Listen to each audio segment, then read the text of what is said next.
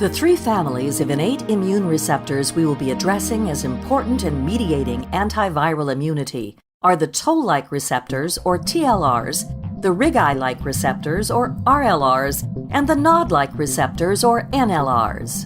Pathogens such as bacteria, like this mean-looking fellow in gold, or a virus, represented as the spiky red particle, can penetrate initial defense barriers such as skin, which may be damaged. The bug or virus can then enter the bloodstream through intercellular traveling and evading innate effector cells in the skin layers. In the bloodstream, we see the virus encountering a major innate effector cell, the macrophage or dendritic cell. On the macrophage surface, TLRs are part of a series of receptors which may bind the viral particle. You can also see the virus entering the cell itself through phagocytosis or endocytosis, a merging of the viral envelope with the cell membrane. Endosomal TLRs recognize double or single-stranded nucleic acids which have been liberated from the virus through its uncoating of envelope and nucleocapsid protein layers in specific endosomes that fuse with the TLR endosomes. The signal that passes can be mediated through subsequent phosphorylation states of the chain of molecules in the pathway, demonstrated here by blue shock waves or energizing forms. The adapter molecules include MyD88, a major adapter molecule of all TLRs except for TLR3, as well as these characters called TRAM, TRIF, and TIRAP. Together, they form a molecular signaling chain, passing the signal along, much like telephone poles linking together signals, but instead of wires, activation signals are phosphogroups, in turn activating the next molecule downstream. There are other signaling molecules in the cascade, such as TBK1. Activated TRAF6 is activating the I-kappa-kappa NF-kappa-B complex, causing a release of P65P50. The rest of the I-kappa-kappa complex disassembles. TRAF6 also activates IRF3 and IRF7.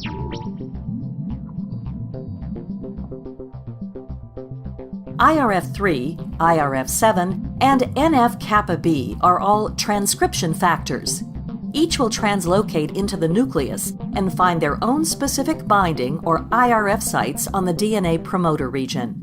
Each DNA promoter region controls different sets of antiviral factor expression. IRF3 and IRF7 induce expression of type 1 interferons alpha and beta. NF-kappa-B triggers the pro-inflammatory cytokines IL-1 beta or TNF-alpha. Released by the cell, these pro-inflammatory factors can bind to specific receptors on the same cell or others, thus amplifying further production or triggering other cytokines, chemokines, or growth factors. This attracts other effector cells or activates memory cells to augment specific adaptive immune responses. RLRs are cytoplasmic proteins that bind ribonucleic acid patterns present in viral replication cycles that may be liberated from a virus as it uncoats, shedding its viral envelope, if it has one, and degrading the nucleocapsid as the virus enters into the cell. Upon ligation of the viral nucleic acid, the RLR is thought to spring into action, exposing a binding site for the interaction with MAVs, a mitochondrial-associated protein.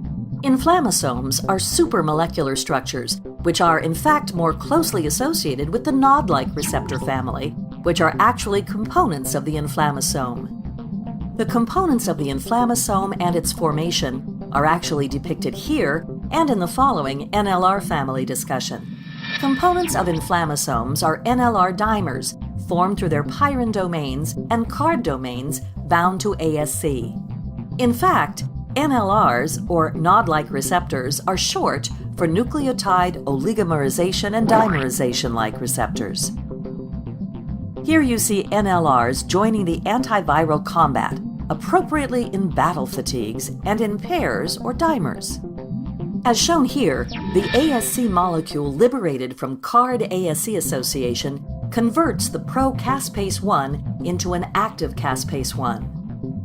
Eventually, the active caspase-1 converts the pro-IL-1 beta and pro-IL-18 into the active IL-1 beta or IL-18, which will instigate the ensuing cytokine cascade, which then amplifies an onslaught of immediate innate immune effector cells and factors, as well as stimulation of memory-adaptive immune cells. To summarize, TLRs, RLRs, and NLRs are three key innate immune receptor families that are important for initiating antiviral immune responses through a series of signaling molecules and adapter molecules. This molecular cast and crew are shown in the credits that follow.